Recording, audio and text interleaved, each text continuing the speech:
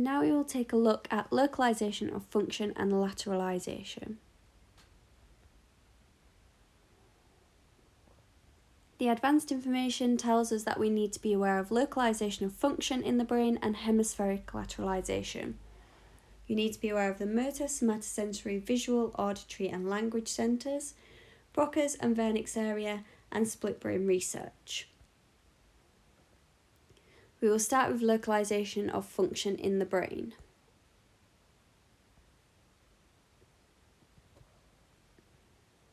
So I have a diagram here with some of the key areas of the brain labelled, but I will also draw on a diagram the key areas that I'm going to describe below, and I'll put that in the next video. So you need to be aware of the motor area, which is within the frontal lobe and is involved in regulating movement. The somatosensory area, which is located in the parietal lobe and processes sensory information such as touch. The visual area, which is a part of the occipital lobe that receives and processes visual information. The auditory area, which is located in the temporal lobe and is concerned with the analysis of speech-based information. Broca's area, an area of the frontal lobe in the left hemisphere, which is responsible for speech production. Wernicke's area, an area of the temporal lobe in the left hemisphere, responsible for language comprehension.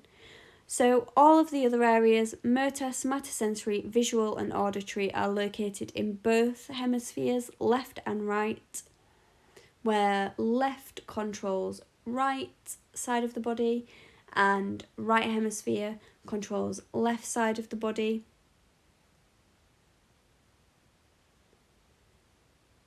But Broca and Wernicke's areas are just located in the left hemisphere.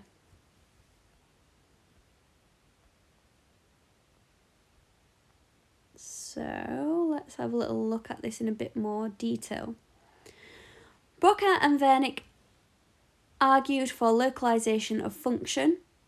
This is the idea that different parts of the brain perform different tasks and are involved with different parts of the body.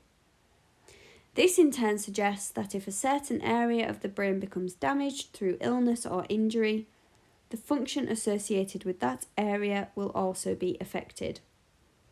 So for example, if the motor cortex were affected, then this would, through injury, then this would affect your movement, for example.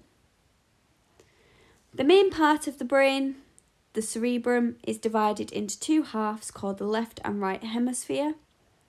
Activity on the left-hand side of the body is controlled by the right hemisphere, and activity on the right-hand side of the body by the left hemisphere. Language is linked to the left hemisphere. Language is restricted to the left side of the brain in most people. Broca identified a small area in the left frontal lobe responsible for speech production. Damage to Broca's area caused Broca's aphasia, which is characterised by speech that is slow, laborious and lacking in fluency. Broca's most famous patient was Tan, and this was the only word he could say, and he was found to have damage to this area that Broca specified as being linked to language and speech production. Wernicke identified a region in the left temporal lobe as being responsible for language understanding. This results in Wernicke's aphasia when damaged. People who have Wernicke's aphasia will often produce nonsense words as part of the content of their speech. So apart from language, which is located in the left hemisphere in these two specific areas, all of the other areas, motor, somatosensory, visual and auditory, are located across both hemispheres. In evaluation,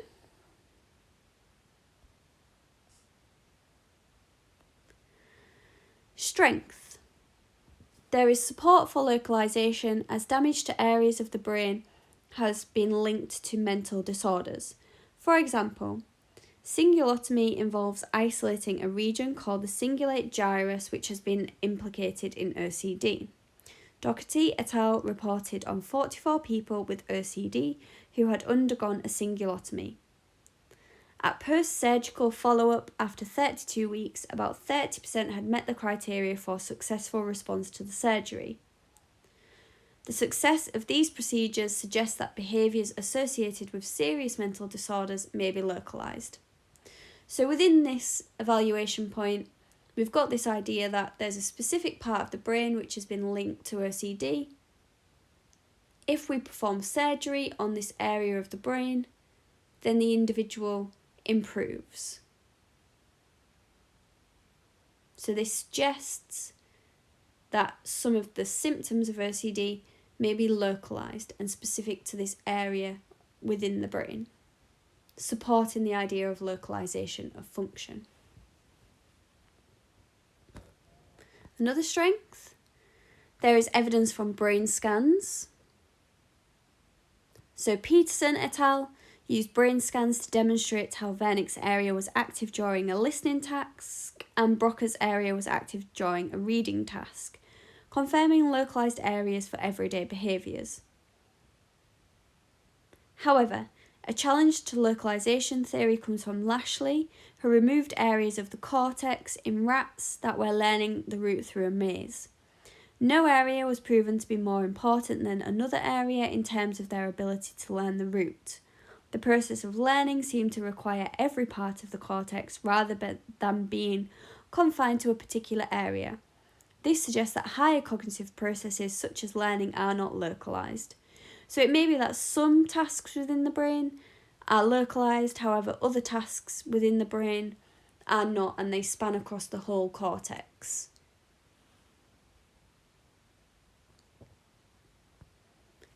We have a limitation. Language may not be localised just to Broca's and Wernicke's area. Another piece of research here found that only 2% of modern researchers think that language in the brain is completely controlled by Broca and Wernicke's areas. Language streams have been identified across the cortex, including brain regions in the right hemisphere as well as the subcortical regions such as the thalamus. This suggests that language may be organised more holistically in the brain, which contradicts localisation theory. There is some evidence as well from split brain research that individuals are able to produce language out of their right hemisphere, even though we associate language with the left hemisphere. They are able to overcome this and produce language out of the right hemisphere. So language might not be localised as this research from Broca and Wernicke suggests.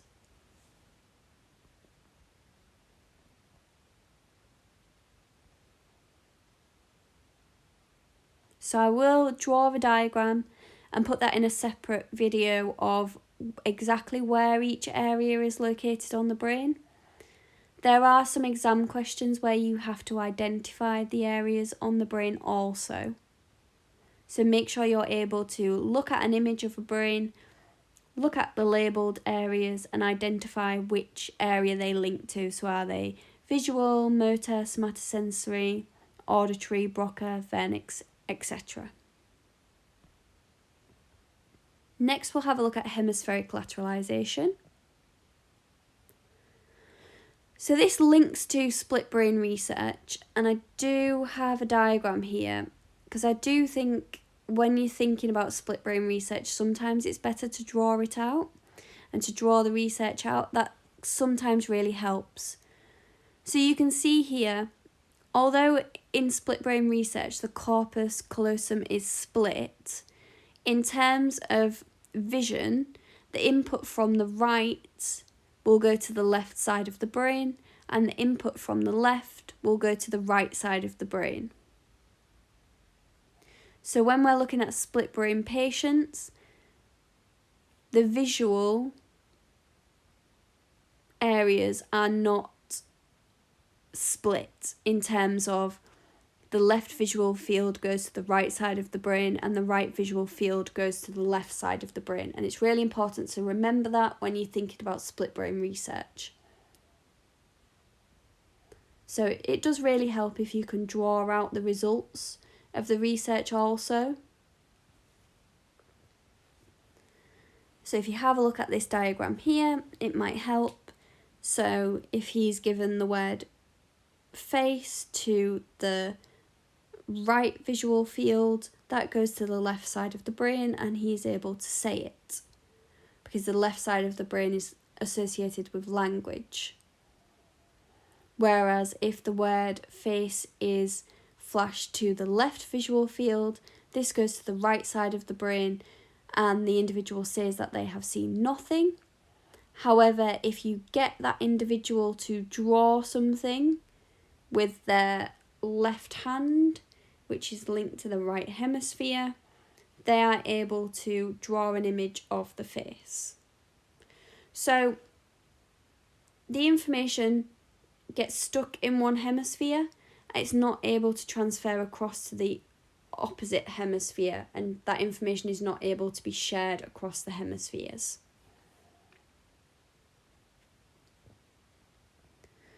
So we'll have a look at this in a bit more detail.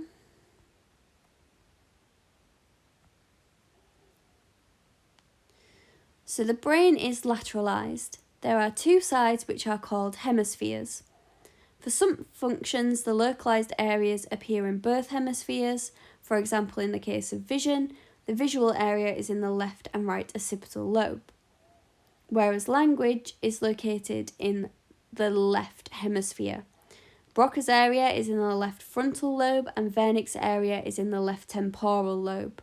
The right hemisphere contributes to emotional context, to what is being said, and the left hemisphere is the analyzer, whereas the right hemisphere is the synthesizer. The motor area of the brain is cross-wired, so it's contralateral. The right hemisphere controls movement on the left side of the body, while the left hemisphere controls movement on the right. With regards to vision, each eye receives light from the left visual field and the right visual field. The left visual field in both eyes is connected to the right hemisphere, and the right visual field of both eyes is connected to the left hemisphere. If we look at split brain research, so I've just shown you the diagram, but you need to be aware of the procedure, findings, and conclusions. So within split brain research, a split brain patient has the connection between the left and right hemisphere severed. This is to reduce epilepsy. Sperry showed how two separated hemispheres deal with speech and vision. Procedure. 11 people who had a split brain operation were studied using a special setup in which an image could be projected to the participant's right visual field, processed by the left hemisphere, and the same or different image could be projected to the left visual field, processed by the right hemisphere. In the normal brain, the corpus callosum would share the information between both hemispheres, giving a complete picture of the visual world. However, presenting the image to one hemisphere of a split brain participant meant that the information cannot be conveyed from that hemisphere to the other, so that information gets stuck in whichever hemisphere it's transferred to, and it cannot be shared with the opposite hemisphere. Findings. When a picture of an object was shown to a participant's right visual field, the participant could describe what was seen. This is because it went across to the left hemisphere, which is associated with language. But they could not do this if the object was shown to the left visual field. They said there was nothing there. This is because the message from the right hemisphere could not be relayed to the language centre in the left hemisphere because their brain is split. Although participants could not give verbal labels to the objects projected to the left visual field. They could select a matching object using their left hand. The left hand was also able to select an object that was most closely associated with an object presented to the left visual field. If a pin-up picture was shown to the left visual field, there was an emotional reaction, but the participants usually reported seeing nothing or just a flash of light, which therefore suggests that the right hemisphere is linked to emotion. Conclusion. These observations show how certain functions are lateralized in the brain and support the view that the left hemisphere is verbal and the right hemisphere is silent but emotional. So again, like I said, if you draw this out, it helps you understand what's going on in terms of split brain research. And you can even draw it out in the exam and then explain it if that helps you produce a more succinct answer. We'll have a look at some evaluation points.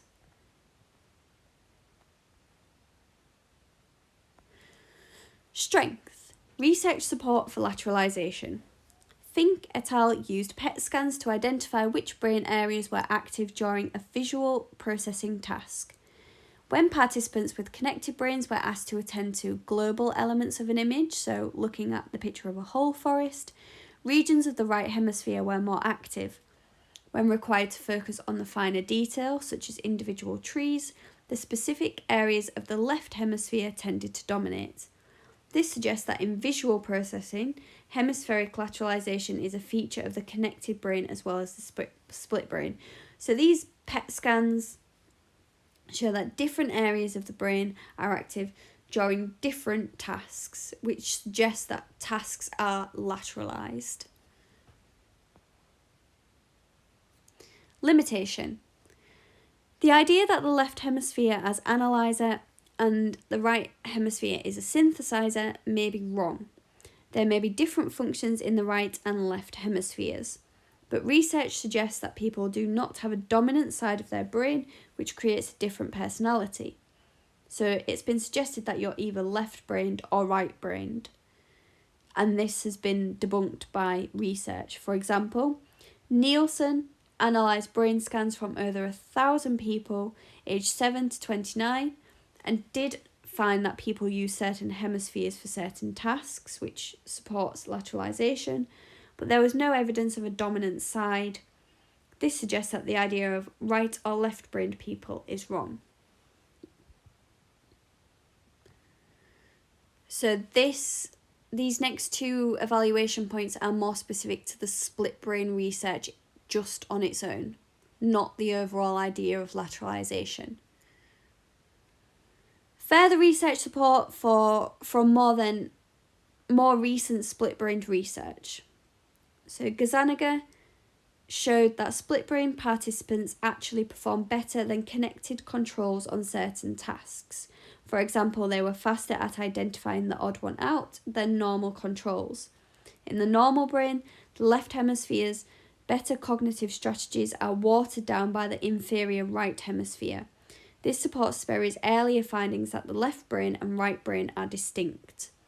So we've had further research with split brain patients that show that split brain individuals have an advantage with regards to some tasks because the brains are not competing with one another. Limitation. Causal relationships are hard to establish. The behaviour of Sperry's split brain participants was compared to a neurotypical control group. An issue is that none of the participants in the control group had epilepsy. This is a confounding variable. Any differences that were observed between the two groups may be the result of the epilepsy rather than the split brain. This means that some of the unique features of the split brain participants' cognitive abilities might have been due to their epilepsy. So we haven't got rid of that confounding variable or controlled for that confounding variable, and it could be that their unique abilities are not due to the surgery but due to the severe epilepsy that they have had previous to the surgery.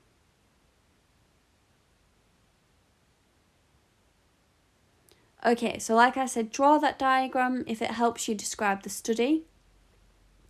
And then have a look at some of the exam questions. There are some exam questions which have application to them. So there's a bit of a stem, and it links to this idea of localization of function or hemispheric lateralisation. So have a look at some of those exam questions and the mark schemes with them once you've had a go at those to see what the examiners are looking for. Like I said, I will upload a video where I will draw on the different areas of the brain just to make it clear where the motor area, somatosensory, visual, auditory, etc. are located.